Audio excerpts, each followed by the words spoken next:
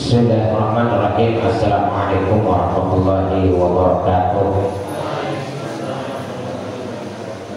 Alhamdulillahilladzi bi ni'matihi tatimmus shalihat. Asyhadu an la ilaha illallah wahdahu la syarika lah wa asyhadu anna sayyidana Muhammadan abduhu wa rasuluhu la nabiyya ba'dah. Allahumma shalli ala sayyidina Muhammadin wa ala alihi wa ashabihi ajma'in. Amma ba'du. Jemaah tarawih yang insyaallah dimuliakan dan dirahmati oleh Allah Subhanahu wa taala. Alhamdulillah tadi subuh kita sudah menjelaskan bagaimana doa itu berproses sampai kepada Allah Subhanahu wa taala. Insyaallah malam ini kita akan isi dengan kajian bagaimana Allah Subhanahu wa taala mengabulkan permohonan hamba-Nya. Jadi Rasul Shallallahu Alaihi Wasallam dalam sebuah hadis yang diriwayatkan oleh Imam Ahmad, beliau mengatakan bahwa min muslim yad'u bid'awatan, tidaklah seorang muslim meminta, kata Allah, kata Nabi, berdoa yad'u bid'awatan wa laysa fihi ithmun, yang di permohonannya itu tidak mengandung unsur dosa, wala liqati'atur rahim, dan tidak juga mengandung persoalan memutus silaturahim, maka kata Nabi illa a'tahullah, melainkan Allah pasti berikan apa yang diminta oleh hamba tersebut.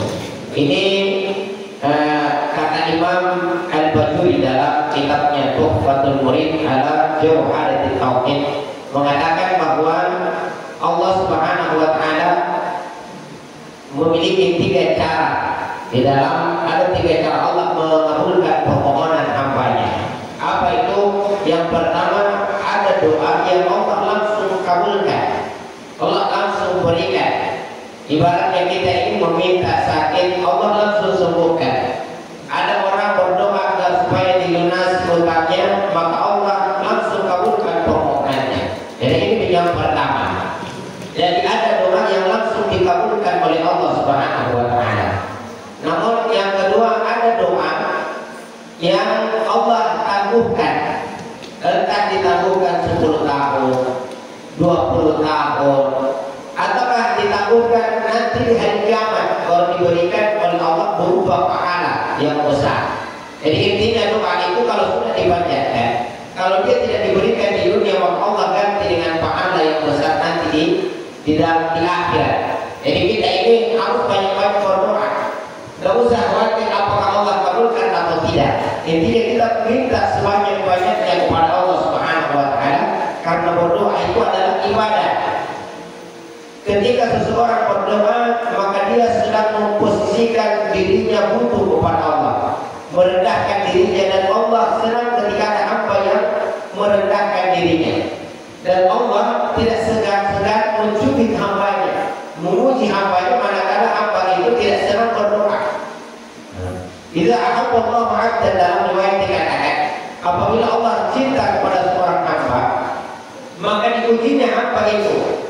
Ya, diberikannya ujian untuk apa? Yasma'a tadarru'ahu, agar supaya orang itu mengeluh kepada Allah, agar supaya orang itu menyadari bahwa dia itu butuh kepada Allah Subhanahu wa taala. Jadi ada orang itu yang merasa tidak butuh kepada Allah, makanya tidak berdoa. Maka Allah membenci orang yang tidak mau berdoa. Ketika saja berdoa tidak mau meminta, itu orang yang sombong di hadapan Allah, seakan-akan dia tidak pernah meminta kepada Allah. Padahal Allah senang ketika hamba-Nya meminta, karena itu menandakan bahwa dia bergantung kepada Allah Subhanahu wa taala. Jadi ada doa yang Allah tidak langsung kabulkan, tetapi ditangguhkan. Kenapa ditangguhkan? Karena mungkin orang itu belum siap menerima apa yang dia minta. Ada orang meminta kaya, tetapi tidak diberikan saat itu oleh Allah. Entah 10 tahun baru dijadikan dia kaya, ataukah 20 tahun, ataukah mungkin nanti di hari kiamat baru diberikan oleh Allah, di akhirat baru diberikan. Kenapa? Karena Allah melihat hamba ini meminta, tetapi dia belum siap dengan apa yang dia minta. Allah lebih tahu hamba-Nya daripada kita sendiri. Ta'lamu ma fi nafsi wa la a'lamu ma fi nafsi. Itu ikrar kita dalam Al-Quran, ya Allah, Engkau tahu apa yang baik bagi kami dan kami tidak tahu apa sebenarnya yang baik bagi kami. Maka Allah itu memberikan apa itu sesuai dengan porsinya. Ada hamba meminta kaya, Allah tidak berikan seketika. Kenapa? Hamba itu belum siap untuk kaya. Makanya kata ulama, kalau kamu meminta kaya, persiapkan dirimu dulu untuk kaya. Ya, sudah siapkah kamu untuk kaya, kemudian meminta kaya? Karena orang kaya itu adalah orang yang dititipi oleh Allah amanah yang besar. Makanya sahabat-sahabat Nabi itu tidak tertarik untuk kaya. Ada sahabat Nabi yang kayanya bukan kaya sangat kaya, tetapi kebangetan kayanya. Namanya Abdurrahman bin Auf. Sampai-sampai doanya itu, ya Allah miskinkan saya. Saking inginnya miskin Abdurrahman bin Auf, sampai-sampai dia itu mencari cara supaya dia mampu. Jadi dia satu ketika membeli kurma yang sudah rusak. Jadi masa itu kurma paling besar. Akhirnya dia beli banyak yang rusak dan dia beli semuanya. Ya, karena saking banyaknya kurma, maka banyak yang tersisa. Di situ dia senang. Makanya dia beli semuanya sini. Saya beli semuanya. Dia tidak mau merugikan para petani-petani kurma. Makanya dia beli semua dan dia senang. Kenapa? Karena dia berpikir pasti dia bangkrut kali ini. Akhirnya walhasil ternyata di amal waktu itu sedang ada wabah penyakit yang ternyata ditemukan obatnya itu adalah kurma yang sudah rusak, diracik dari kurma yang sudah rusak tersebut. Akhirnya dicari tahu karena kurmanya Abdurrahman bin Auf ini banyak yang rusak. Kenapa? Kelamaan tidak ada pembeli. Ya, akhirnya Abdurrahman bin Auf senang. Kayaknya tahun ini Allah kabulkan doa saya, Allah akan miskinkan saya. Kita ini selalu minta kaya, Abdurrahman bin Auf selalu minta miskin. Walhasil Raja Yaman waktu itu memerintahkan agar supaya mendatangi Abdurrahman bin Auf dan minta agar supaya kurma itu dijual saja kepada mereka, jangan dijual ke yang lain. Asalkan dia jual kepada mereka, maka kurmanya akan dibeli 2 kali lipat dari harga kurma yang normal. Jadi bukan miskin, tetapi 2 kali lipat harganya, bertambah banyak. Kenapa? Karena memang Abdurrahman bin Auf itu, kata Nabi, Abdurrahman bin Auf itu adalah pedagang yang tidak akan pernah rugi. Kenapa? Dia sudah distempel oleh Allah Subhanahu wa Ta'ala, oleh Nabi, dia sudah dijamin, kamu wahai Abdurrahman adalah pedagang yang tidak akan pernah rugi. Kenapa Abdurrahman bin Auf selalu berdoa miskin? Dalam kitab Tadbirul Ghafilin dikatakan bahwa orang miskin yang beriman itu akan masuk surga lebih dahulu jarak 1000 tahun, bukan 100 tahun, jarak 1000 tahun daripada orang kaya yang dermawan. Jadi orang kaya itu harus berusaha bagaimana agar supaya dia dapat lebih dari bisa dia masuk surga tanpa perhitungan. Karena kalau lewat perhitungan susah, ya, dia akan berat. Kenapa? Karena dia akan ditanya hartamu dari mana dan kamu kemana akan harta itu. Makanya menjadi orang kaya itu adalah tanggung jawab besar di hadapan Allah Subhanahu wa Ta'ala. Makanya kata ulama, kalau kamu meminta kaya, maka persiapkan dulu dirimu untuk kaya. Maka salah satu cara agar supaya kita siap untuk kaya adalah banyak berbagi. Karena orang kaya itu tidak hanya bertanggung jawab atas dirinya dan keluarganya, tetapi bertanggung jawab atas orang-orang miskin yang ada di sekitarnya. Jadi orang kaya itu jangan cita-cita masuk surga, biarpun hajinya tidak tiap tahun, tapi ada masyarakat sekitarnya yang jatuh kelaparan, yang mati karena kelaparan. Jangan cita-cita jadi penghuni surga, biarpun tiap tahun naik haji, tiap saat naik umrah, tetapi tetangganya ada yang sakit dan tidak berobat karena tidak mampu membiayai biaya rumah sakitnya. Kenapa? Memang itu hartamu, tetapi di dalam harta orang kaya Allah titipkan jatah untuk orang miskin. Maka orang kaya itu paling tidak dia harus keluarkan zakatnya, dan zakat itu wajib. Dan zakat ini mau dikeluarkan secara sukarela itu akan menguntungkan. Kalau tidak dikeluarkan, jadi ada orang itu tidak mau mengeluarkan zakatnya. Kalau masih 1 juta, zakatnya 25.000 masuk dan dikasih keluar. Tapi kalau sudah 1 miliar keluar, kalau sudah 2 miliar berarti dia keluar. Kenapa? Karena zakat yang keluar itu mampu beli motor. Ya. Ada orang itu yang zakatnya sudah mampu beli mobil, dan yang harus dikeluarkan di sini orang berpikir. Nah, tetapi harta yang tidak dikeluarkan, padahal dia wajib dikeluarkan, maka kalau tidak dikeluarkan, kalau dia dikeluarkan dia akan berkah. Apa artinya berkah? Allah akan tambahkan kebaikan-kebaikan. Inna masadaqah la yanqus walakin yazda. Harta yang dikeluarkan di dalam Allah tidak berkurang, tetapi Allah akan tambahkan yang lebih banyak lagi. Tapi kalau tidak dikeluarkan, dia akan merusak seluruh harta yang kita miliki. Maka hati-hati para orang kaya yang tidak mau keluarkan zakatnya. Kalau tidak dikeluarkan, Allah yang akan keluarkan. Ya, kenapa?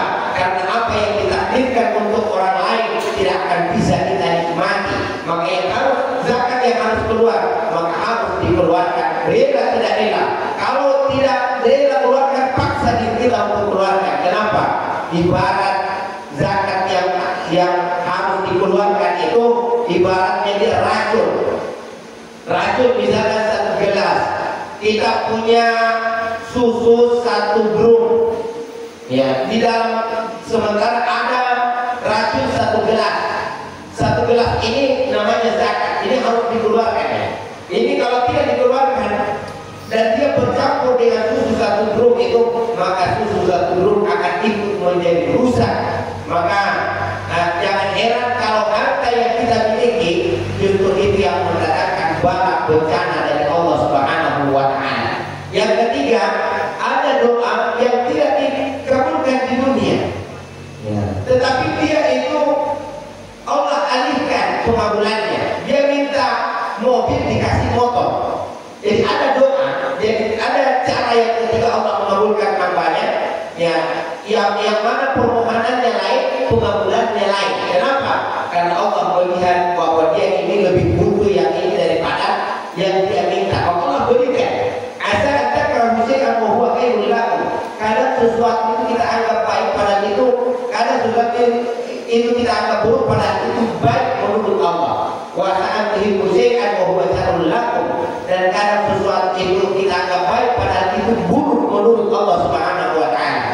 Ada satu kisah nyata.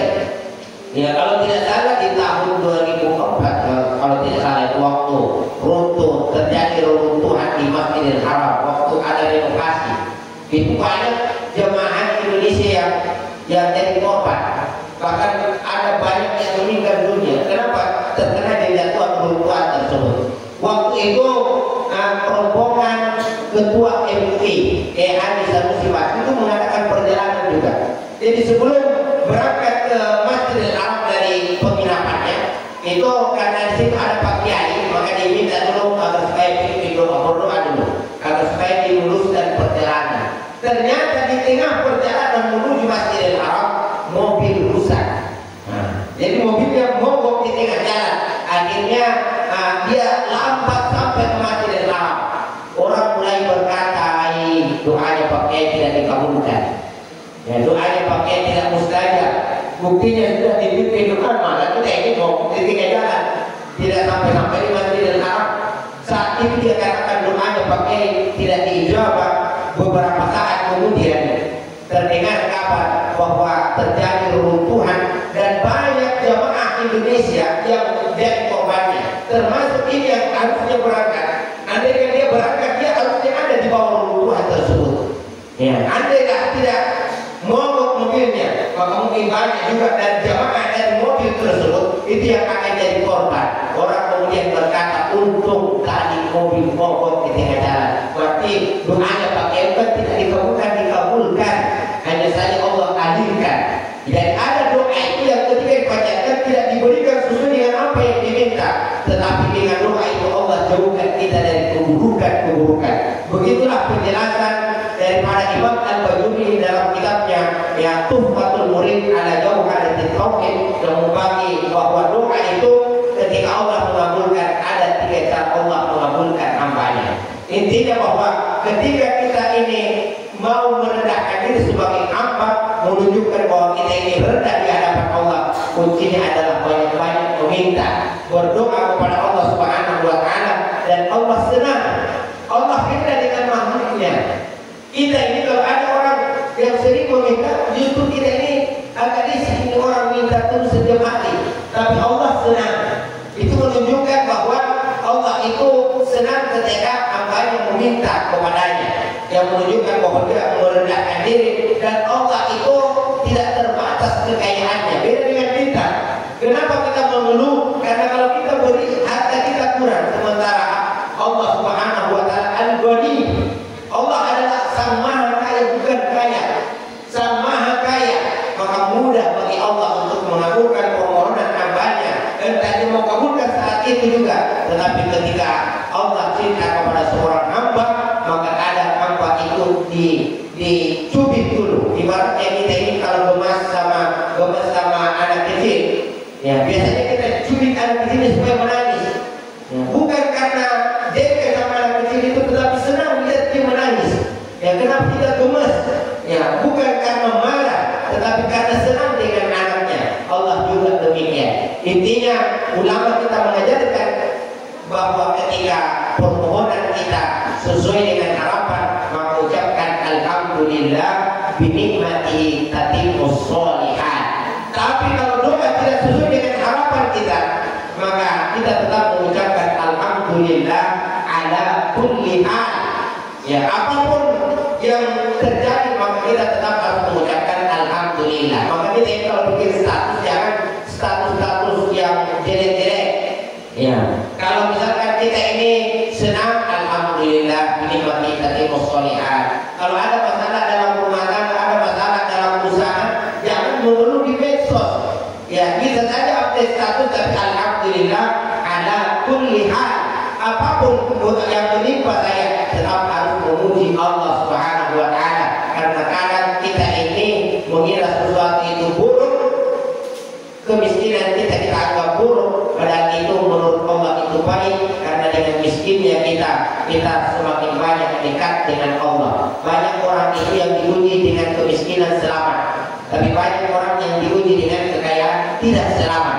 Jadi banyak orang diuji dengan gagal jadi calon legislatif, ya selamat, tetapi ada orang yang diuji dengan jadi anggota DPR, namun dia tidak selamat dari ujian tersebut. Dan Allah ketika tidak mengabulkan apa yang kita minta, bukan karena Allah tidak senang kepada kita, justru karena saking sayangnya Allah. Kamu kalau jadi anggota DPR, kamu kalau jadi bupati, kamu akan menyelewengkan jabatanmu, sehingga itu akan mendatangkan kemurkaan Allah. Dan Allah tidak rela. Kenapa? Kamu ada orang yang rajin sholat. Jangan kita karena sudah rajin sholat memenuhi Allah. Kenapa ini sudah rajin sholat justru saya menjauhkan diri dari anggota dewan, tidak terpilih.